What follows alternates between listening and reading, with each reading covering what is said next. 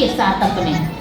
ऐसे ही अर्जुन भी युद्ध कर रहा था, लेकिन जब भगवान कृष्ण ने उसे वो आत्मा का ज्ञान दिया तो उसका युद्ध उसने अपने आप से नहीं युद्ध किया, वो स्थिर हुआ।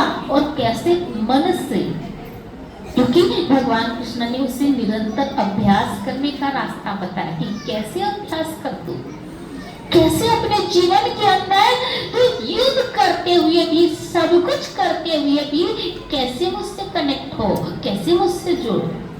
और ये कनेक्शन कैसे जोड़ा जा सकता है? आप देखो, हम सभी मंदिरों में जाते हैं, टेम्पल में जाते हैं ना, सभी मंदिरों में जाते हैं, लेकिन मंदिर में जाकर क्या करते हैं? आप देखो, आंखें बंद करके हम प्रणाम करते हैं। देखो, भगवान को हम देखने के लिए जाते हैं, फिर क्यों आंखें बंद करते हैं? जरा सोचिए, जिसे देखना है आंखें बंद करके तो वो दिखाई नहीं देता। तो यही बात है अर्जुन, तू मुझे इन आंखों से नहीं देख सकता। अब देखो, आमने सामने खड़े हैं, लेकिन भगवान कहते इन आंखों से नहीं देख सकता। अर्जुन भी कहता मैं तो देख रहा हूँ, फिर भी आप कह रहे हैं इन आंखों से नहीं देख सकता, ये कैसे पॉसिबल है? तब भगवान कहते हैं जो मेरा ये रूप तू देख रहा है, ये मेरा वास्तविक स्वरूप नहीं है। मेरे वास्तविक स्वरूप को देखने के लिए तुम्हें दिव्य ज्ञान की आवश्यकता है, दिव्य नेत्र की आवश्यकता है। और तब दिव्य नेत्र देते हैं तो उस योगेश्वर स्वरूप को अर्जुन नेत्र की आवश्यकता है, अपने आप को जानने की आवश्यकता है, समझने की आवश्यकता है कि वो अपने अंदर ही, बाहर जाने की जरूरत नहीं पड़ती, हमारे अंदर ही वो कृष्ण है, हमारे अंदर ही वो राम है, हमारे अंदर ही वो बुद्ध है।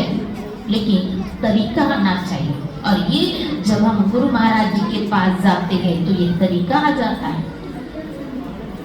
क्योंकि अर्जुन को भी तभी आया, बिना इसके नहीं आया। स्वयं भगवान कृष्ण ने कहा है अर्जुन तद विधि प्रणिपातेन परिप्रश्नेन सेवया उपदेशन्ति ते ज्ञानम ज्ञानिन तत्वदर्शिन। तो सेवा करेगा, अपने मन को समर्पित करेगा, तब तो उस चीज को प्राप्त कर सकता है। इसलिए बहुत जरूरी है कि हमें अपने जीवन में उस तत्वदर्शी महान पुरुषों की शरण में जाने की और अपने आप को समझने की। आज देखो, अगर देखें, हम बड़े भाग्यशाली है, गुरु महाराज जी ने हम सभी पर बड़ी दया की है। आज इस कलिकाल में हमें वही दिव्य ज्ञान जो अर्जुन को प्राप्त हुआ था, उसका प्रैक्टिकल रूप में गुरु महाराज जी अनुभव कराते हैं और उसी चीज का ज्ञान देते हैं कि संसार में रहकर, घर में रहते हुए भी कैसे अपने मन को प्रभु से जोड़ सकते हैं। इसलिए देखो, जीवन में सीखो अपने जीवन में, क्योंकि भक्ति इस जीवन का सार है। अगर जीवन में गुरु नहीं तो समझो जीवन शुरू नहीं।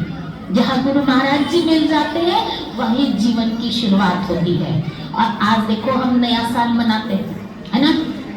यानी नया साल हमें क्या सिखाता है? पुराना सब भूल जाओ, जितनी भी गलतियां, जितने भी गांठें बांधी मन में, जितने भी विकारों को पाल के रखा है, वो सब क्या करो? छोड़ दो, गिव अप कर दो, उसे छोड़ दो, न्यू स्टार्ट करो लाइफ की, और उन प्रेजेंट पलों को सार्थक बनाना सीखो।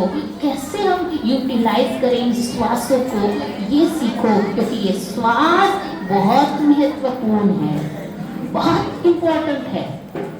इन श्वासों में ऐसी जादू है, उस मैजिक को सीखो। अगर श्वासों की जादू सीख ली, समझ ली, तो जीवन ही सफल है, सार्थक है। इसीलिए देखो सज्जनों, आओ और अपने जीवन के अंदर इन श्वासों को समझो, क्योंकि ये बहुत पावरफुल है। और इसकी पावर क्या है? ये सच्चे तत्वदर्शी महान पुरुषों की शरण में जाकर